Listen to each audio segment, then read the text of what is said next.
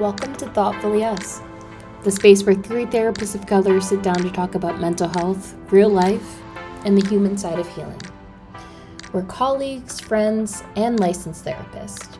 And so in this podcast, we're pulling back the curtain on not just therapy, but on being people of color in this field and all the parts of life we don't always get to process in the therapy room. So whether you're in therapy, thinking about it, or just trying to make sense of your own healing journey, we're so glad you're here. A quick disclaimer is that this podcast is for informational purposes only.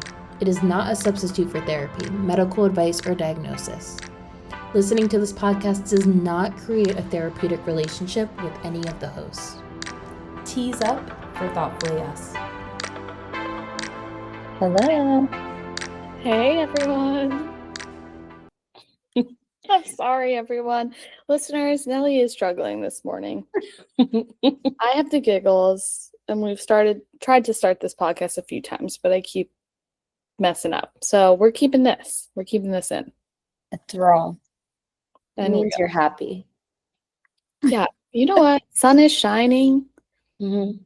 Maya and I are making it through this change to the fall season. Yep. We're doing it.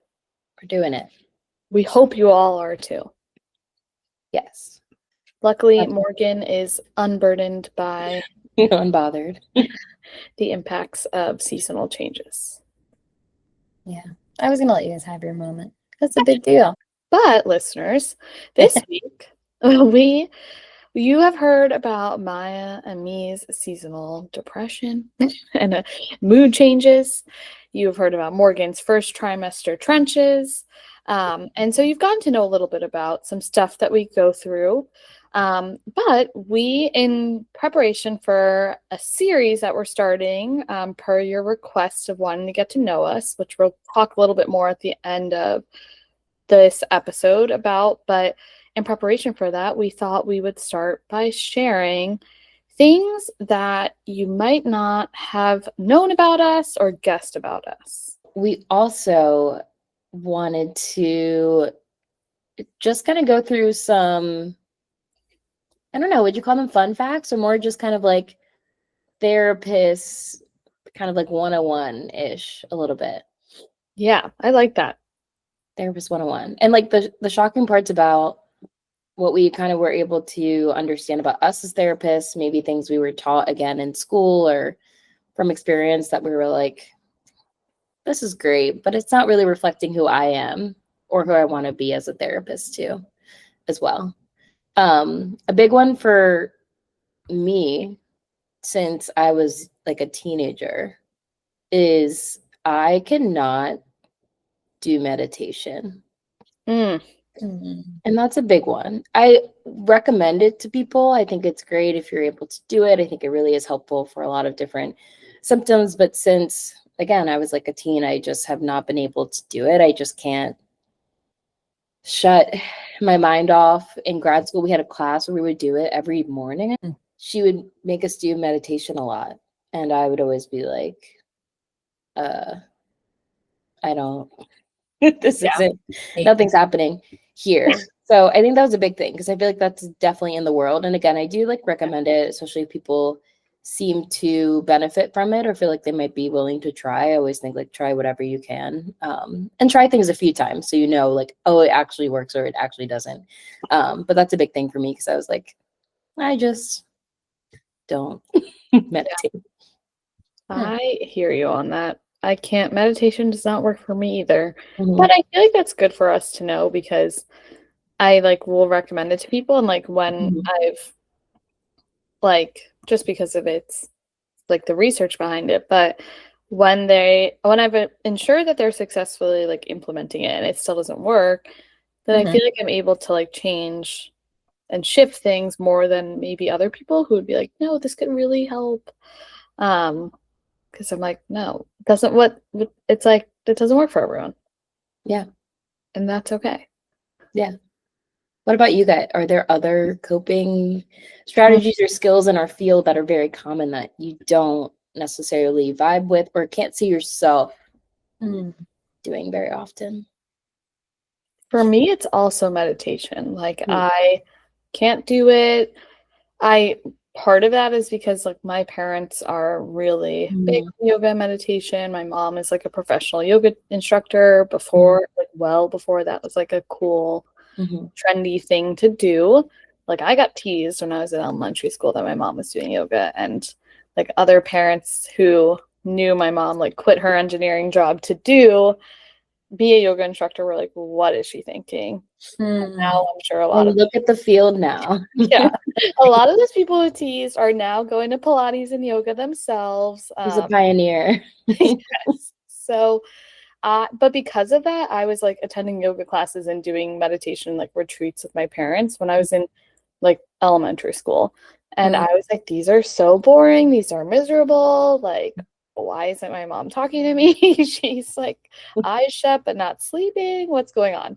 So just left a bad taste in my mouth. And still my dad's like, this would be really helpful. You should try it. And I'm like, Dad, you low-key ruined this for me because it just doesn't work. But also just have a plug that as a trauma therapist, like meditation can be triggering for people. Like people who sometimes like being in touch with your body, closing your eyes, like all those things can be really triggering. And so just had to say that. That's a good point. Morgan, what about you? That is a good question. I mean, I think from the anxiety lens, there's a lot of things. There's just so many coping skills to try.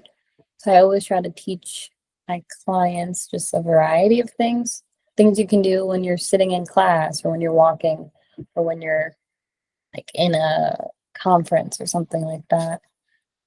But things that worked for me don't work for them. But things that work for them, I don't think I ever really tried. And I feel like that's because just the science is always changing of like what's helpful, what's not. So for me, I mean, I think across the board for a lot of therapists, journaling is something I'll tell clients. And I'll preface it by saying I know how important journaling can be to hear your own thoughts, but get your mind, like empty your mind, dump it out, maybe write down the things you want to remember, like in between sessions, things like that. But I'll say, but I personally don't always journal. I don't even know where my journal is, but it has helped me in the past. But that's one that's like journal every day for 30, 45 minutes. I'm like, no. 30, 45, that's crazy. I mean, like, if it becomes that, then I'm like lit, but right. yeah. But I mean, the journals where you like, it's like one prompt a day or like one sentence a day or something. Like they have like prompted journals for people because they know our attention span these days. Yeah. And I think that's why, like, sometimes people will say therapists are hypocritical, and it's not like, I think that's why we always have to be approaching when we're like talking about coping skills in sessions, like that does this feel like something we can add in, and like how do you add it in a way that's sustainable? Because yeah, like we're not sitting here doing all the coping skills possible. Like if I look at even my morning this morning, like as a therapist, I look at my morning and I'm like, we've got to problem solve here. This is not gonna work. And then as Nelly, I'm like, I don't have time or energy to problem solve, and I'm just gonna keep burning myself out. Ooh. And because I work with a lot of, like, historically worked with a lot of teens and like young adults, so something their parents would always want us to focus on was like limiting screen time, which I was like, ooh, because I don't really limit screen. Like I try, but I can give advice. Doesn't mean I use it or take it or it works for me. So that's something that I think about too. Like, do I, I think we talked about time limits on this podcast. Like, do I say more time or ignore the time limits all the time? Do I have a book by my bed to use and read instead of being on my phone? Yes. Have I opened that book since maybe June? No. So it's like things I know I should do that would be better, but I don't necessarily do them. Yep. We Yeah. are humans too.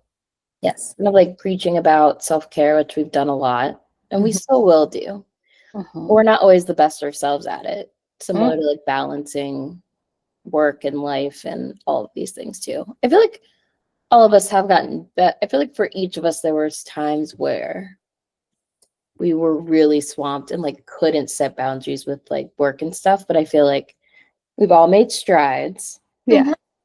to try to create more of that balance. And I think we check each other on that. Like it ebbs and flows, and we can notice within each other, like, oof. And usually, like, two of us connect and we're like, have you noticed this about the third? And Mhm. then we're like, okay, let's all hang out. Yeah. Bring it to the third and say, like, this is because sometimes it's hard to see it yourself. You're just doing it and you're in it. And oftentimes you don't feel the repercussions until you've been doing it.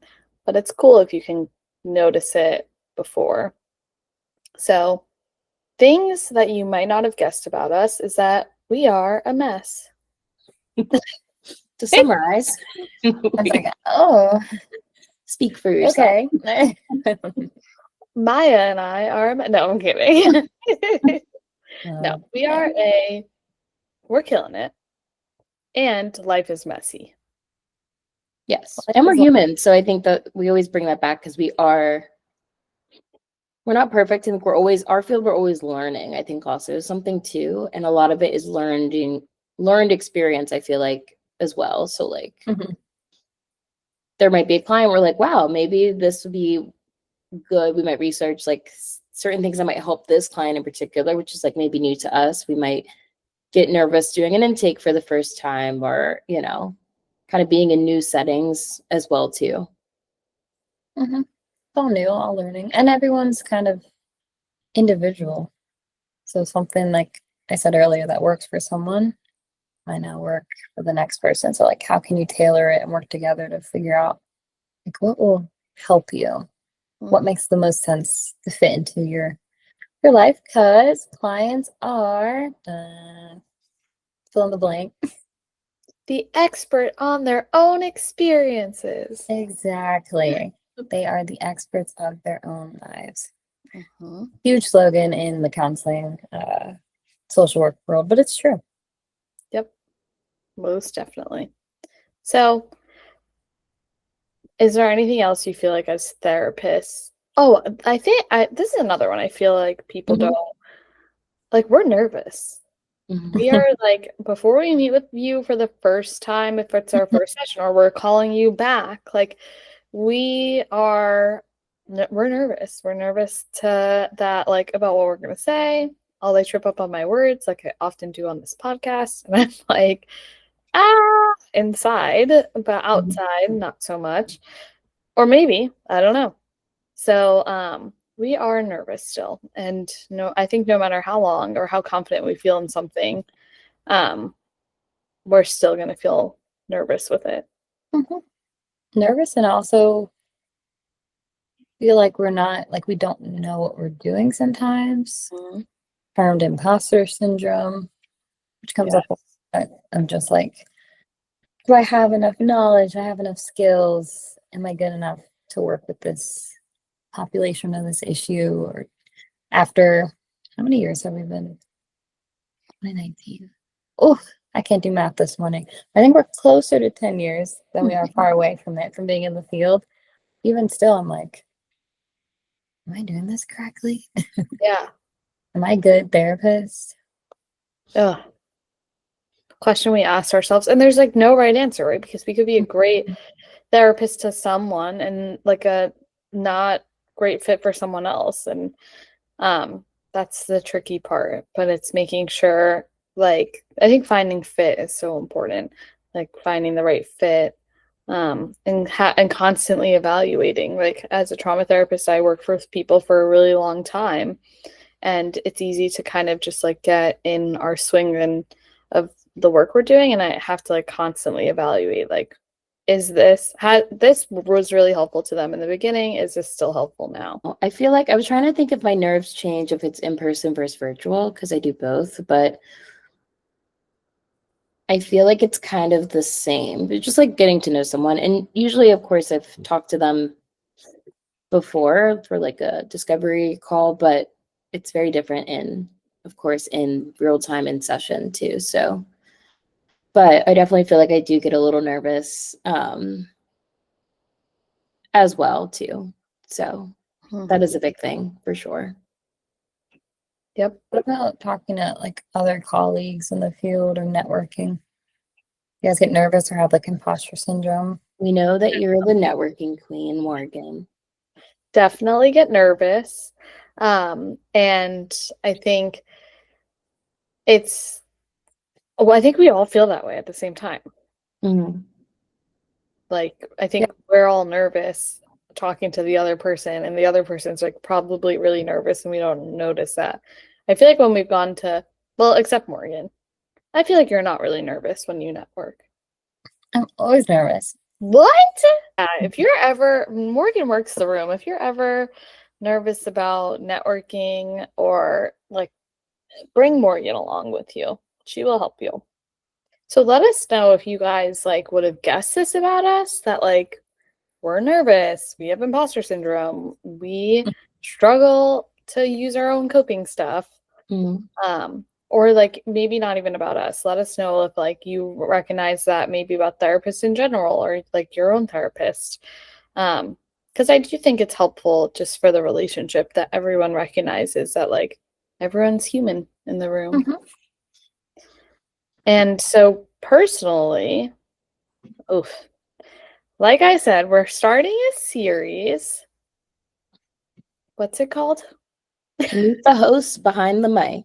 Meet the host behind the mic. So a lot of you have mentioned like wanting to hear more about something that one of us does. And I think we're always trying to navigate with the podcast. Like we want to talk about like our role as therapists, but also like we're just three people, women of color, approaching this world.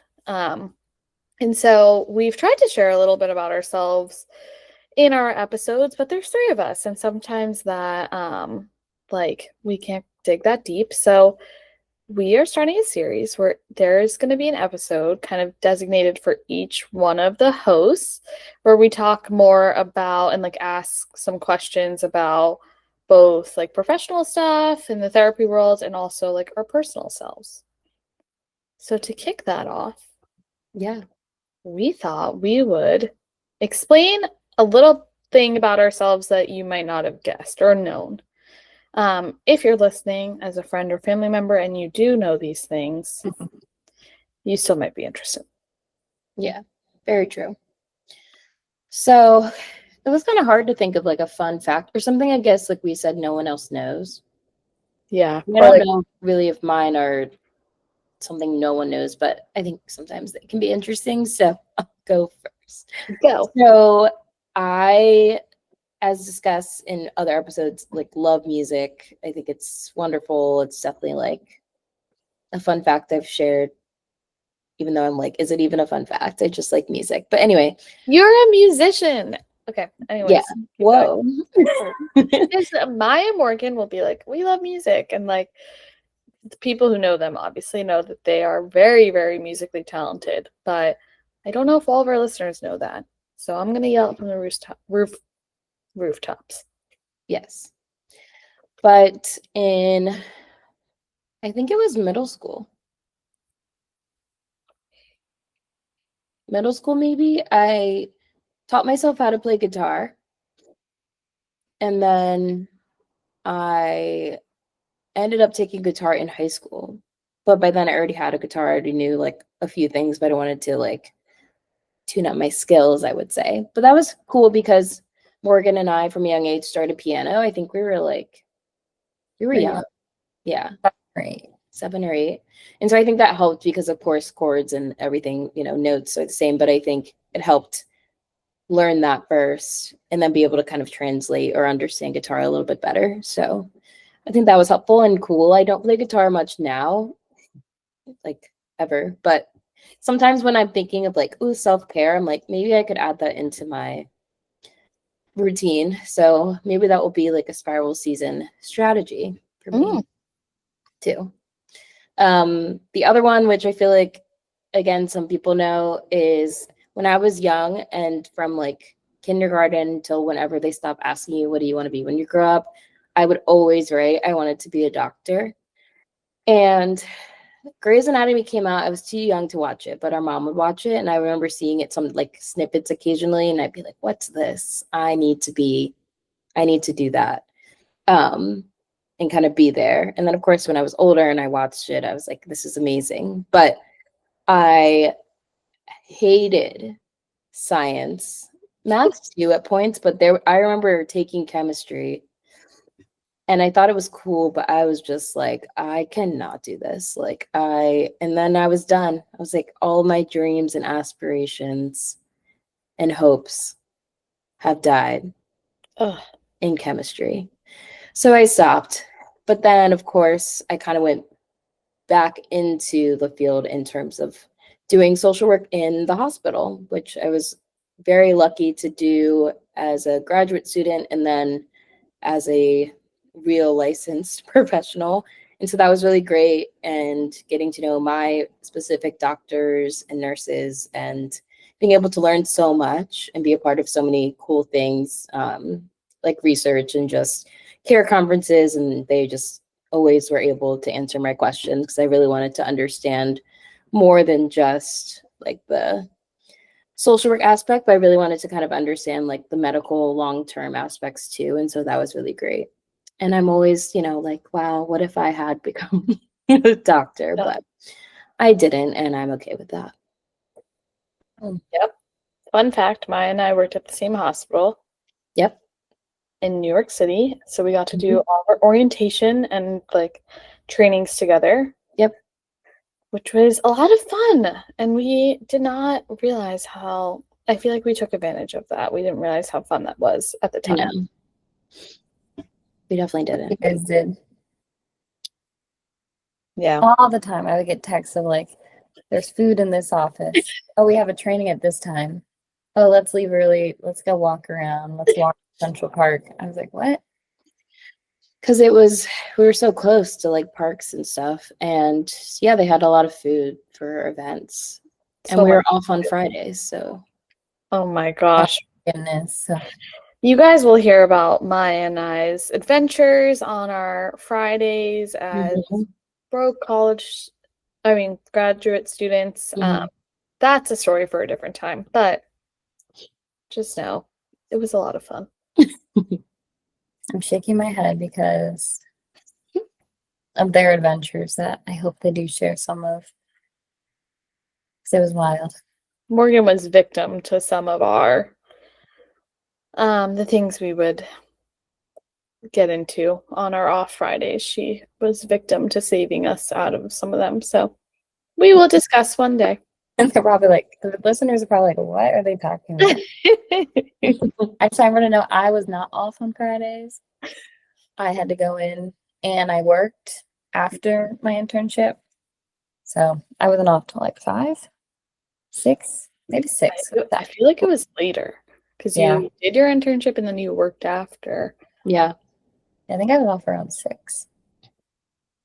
I can't remember. It was so long ago. Yeah. Crazy. Thanks for sharing the fun facts, which I kind of knew and Nellie knew too.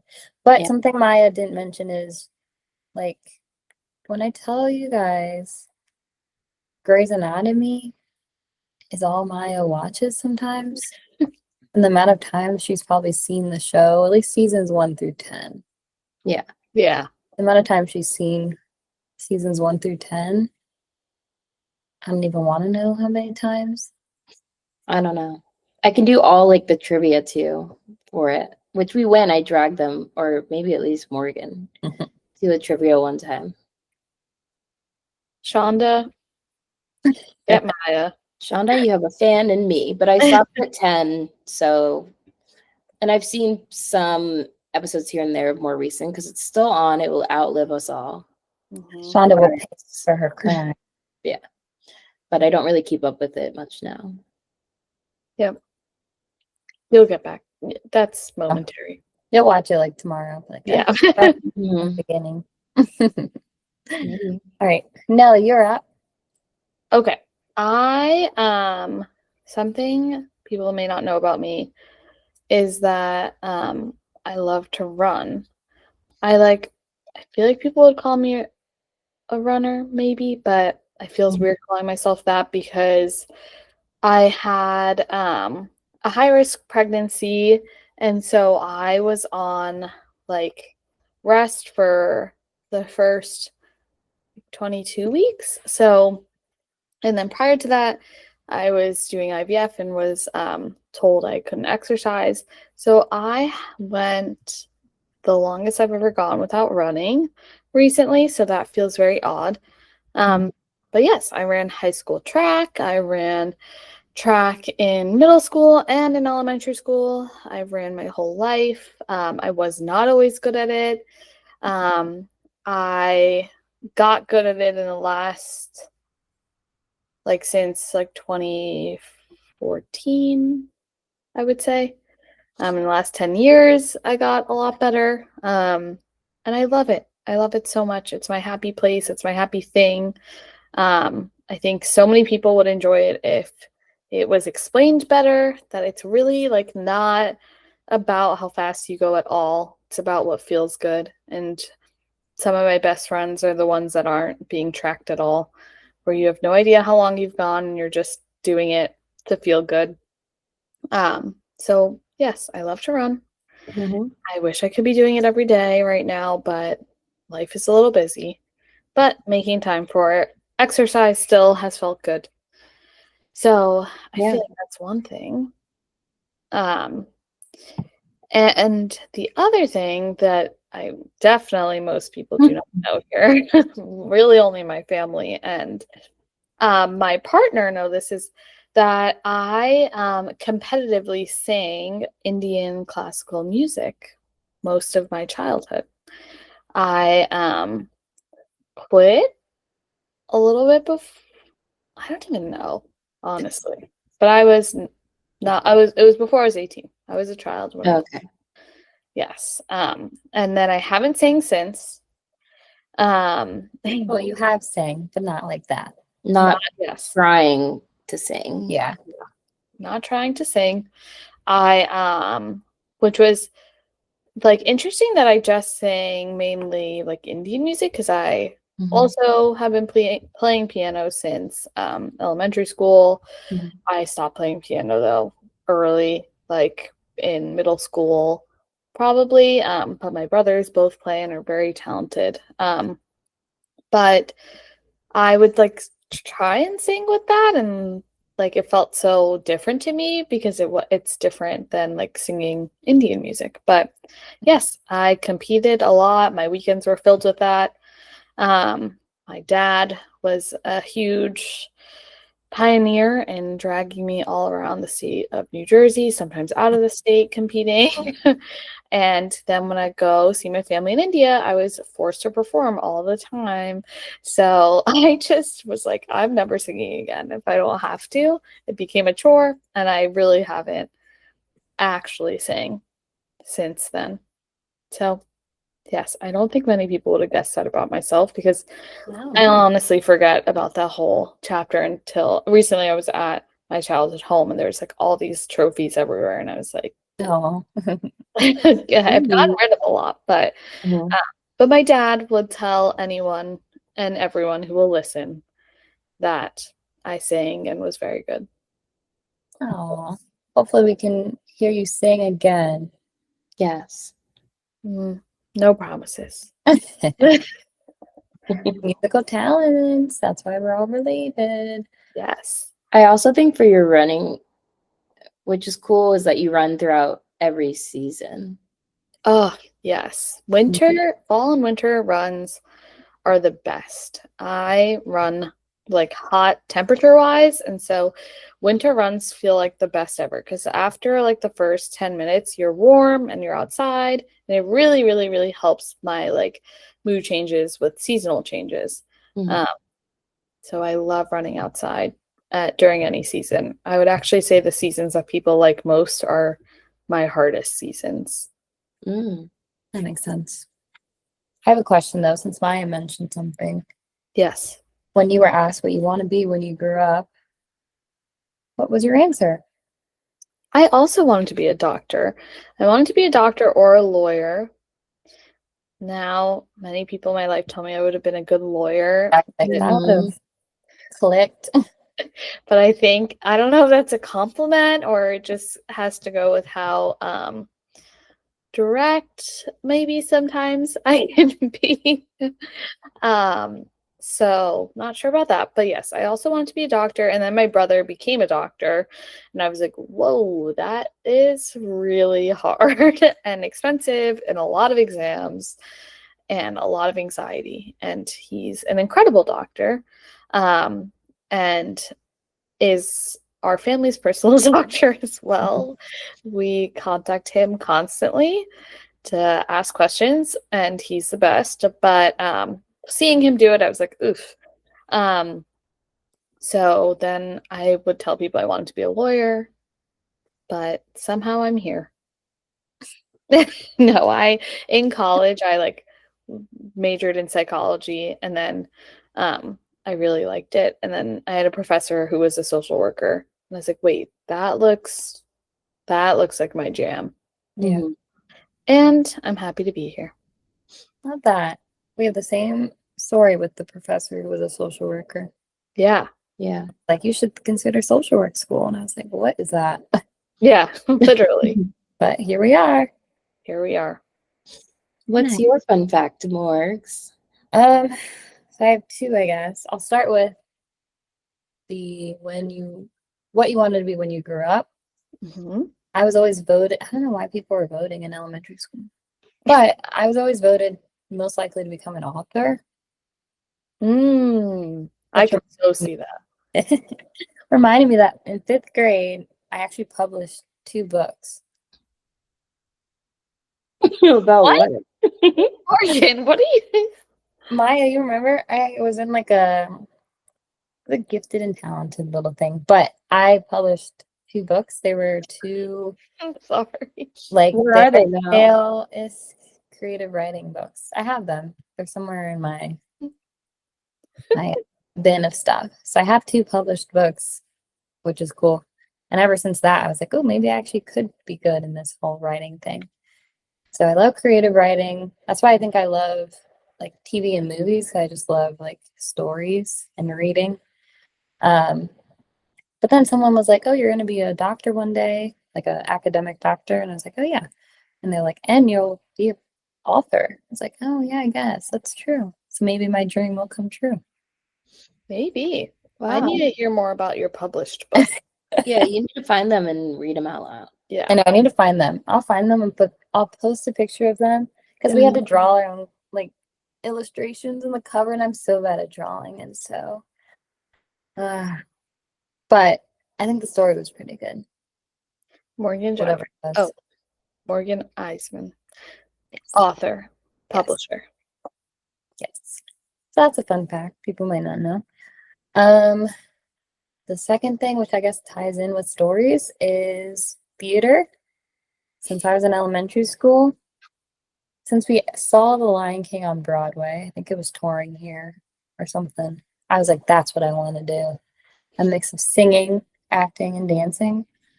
Then I realized like I don't have that kind of voice, but I still love theater. So Maya and I did theater in elementary and middle school. Super bad anxiety, so I never had like a role, like a real like main character role. So I just auditions, I would just not do well. Looking back, I'm like, dang, if I only knew I had anxiety back then. Mhm. But it was still fun, like just that community and just creating something and the hard work and effort it took to create a show. Just great. And so I still love musicals. I still love Broadway. I'm going next weekend to see Hamilton with Leslie Odom Jr. in New York City. I'm so excited. So I just love musical theater. And If that's you are surprised by Morgan being a theater kid, then that's definitely tune into our series, because that fact is really not that surprising if you Not at all. at all. So that if you're surprised by that, that is the sign to definitely tune into her episode to make sure you are understanding who Morgan really is Who at her she core. is. Also, Yeah. I wasn't in theater in elementary school. Yeah, you, Maya's face but when you said it was You like, were, because I remember seeing you in the secret garden. yes. Oh, why did I think I you were, wasn't in theater. but you were in middle school. Yeah, for Yeah, one okay. show. Yes. Maya said, "Do not call me a I theater know she's like, kid." threw me in with that. And Well, Maya you love did theater though. theater, I went to all of Morgan's shows. Of course, and you did theater in high school in the class. Oh, I took it as a yes. Yeah, so I was like, you didn't do theater. You're Morgan like, is trying so hard to make Maya a theater kid, and Maya is saying, yeah, she's like, I'm absolutely not. Sorry. But my twin was, so. she will not claim that energy. I know. But I Whatever. do love theater and musicals, so. There you go. There And you go. Wicked. Ooh. So yes, we will talk about Wicked on the podcast whenever Yes, it we comes out. Wicked. Nelly is shaking in her boots. I know. I will share my unpopular thoughts then. Mhm. Yes, that should be fun. But yeah, so let us know what you guys think about our fun facts. Mhm. or And also, real- you can ask us questions if there's anything you might want to know about each of us. Too. Yeah. So we'll definitely do a poll. So we'll do a poll on Instagram. There's going to be a lot on Instagram of like opportunities to ask us questions about what you're going to like, what you'd want to hear. We have some questions already, Mhm. but we would love if you want to hear more or have questions, this would be the time. So send them our way. And if you missed something on our stories, then just send us a message on Instagram. There you go. Thanks for listening to us talk about ourselves. And I will find those books. It's gonna be a mission. Please do. Please. All right. Well, then we'll see you next time. Tease up. Bye. Bye.